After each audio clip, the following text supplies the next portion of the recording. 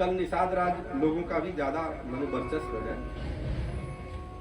श्री राम जी को श्रृंगी ऋषि का संतान कहने वाला भी अगर सम्मानित होता है, ये मैं प्रत्येक कथा में मैं कहता हूं। इसमें किसी को बुरा लगे या अच्छा लगे, कौन है ये आप सोच डालिएगा। आज श्री राम जी को श्रृंगी ऋषि का संतान कहने वाला अगर सम्मानित होता है तो धर्म किसको बचाएगा? धर्मो रक्षति रक्षिता यतो धर्मस्ततो जया। अगर आप धर्म की रक्षा नहीं करेंगे तो आपकी रक्षा नहीं हो सकती। और धर्म क्या है? सनातन धर्म यही है कि प्रेम सद्भाव सिखाता है। सनातन धर्म की मूल परंपरा है एक दूसरे से खूब प्यार व्यवहार से रहें। आप इस गांव में रह रहे हैं और इस गांव के लोगों के बीच में अगर प्रेम सद्भाव न हो तो फिर कौन से धर्म का पालन होगा?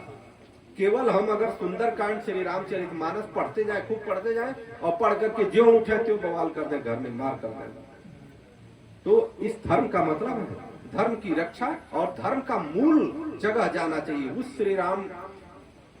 श्री राम जो करना चाहते हैं, जो श्री राम समाज को दिखाना चाहते हैं, उस पर हमको जाना पड़ेगा। क्या कि सभी लोगों ने सुना है श्री राम ने पशु पक्षियों तक की सेवा किया है।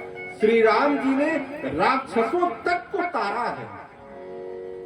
तो हम परस्पर एक दूसरे के प्रेम को भूलते जा रहे हैं। फिर आगे मैंने कहा कि निषाद राज से मुलाकात हुई।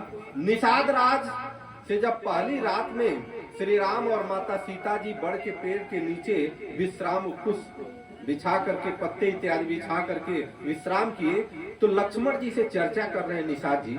लक्ष्मण जी से कह रहे हैं निषाद जी कि बताइए ना, ये इतने सुकुमार हैं, चक्रवर्ती सम्राट के बालक हैं और इनकी स्थिति यह है, कितना गलत हुआ इनके साथ में, कितना बुरा हुआ।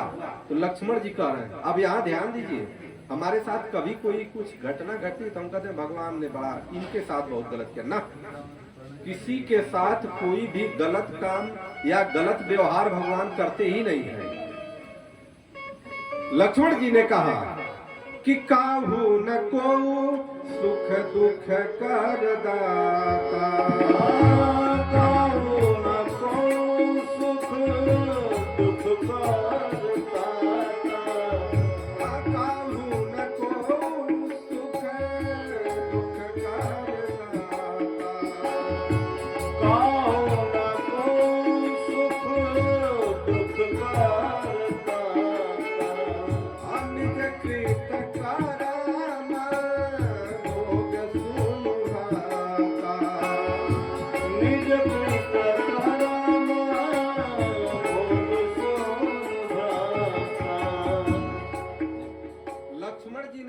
कि कोई किसी को दुख या सुख देता नहीं है।